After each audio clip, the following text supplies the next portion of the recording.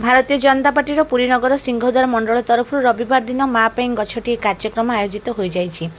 मंडल सभापति राजकिशोर पंडा अध्यक्षतार गौड़वाड़ साहिर ओंकारनाथ आश्रम परिसर में अनुष्ठित होता वृक्षरोपण कार्यक्रम में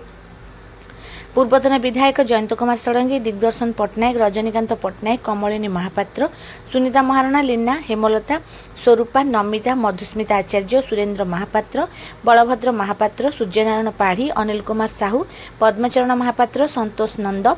मनोरंजन जेना, संग्राम दास, लक्ष्मीकांत षडंगी और अक्षय महांती समेत पार्टीर अनेक कार्यकर्ता उपस्थित थिले। यह अवसर में अँला, निंब